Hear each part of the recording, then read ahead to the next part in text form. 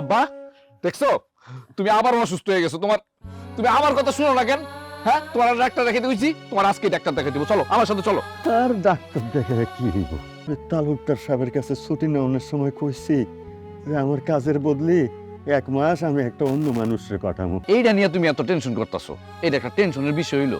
যেই কয়দিন তুমি অসুস্থ সেই কয়দিন আমি গিয়ে কাজ করে দিব। সমস্যা কি, আমি তো সব কাজ পারি। আমি কয়েকদিন কাজ করাতে যদি আমাকে কাজটা টিকা যায়, এই কাজটা তো আমাকে দরকার। এই কাজটা না থাকলে তো আমরা বিপদে পড়ে যাবো। তাছাড়া তোমার ওষুধপাতি, সারা মাসের খরচ, এগুলো তো এই কাজের থেকেই চলে। আব্বা আমি পারবো, তুমি এটা নিয়ে কোনো টেনশন করো না।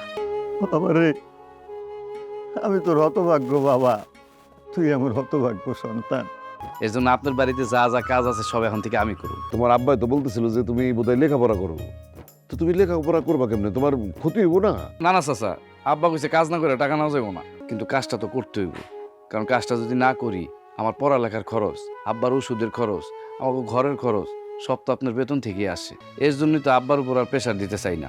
আব্বা তোমার 1000বার মানা করছে আপনার বাড়িতে আসতে, তারপর আমি আইসা পড়ছি।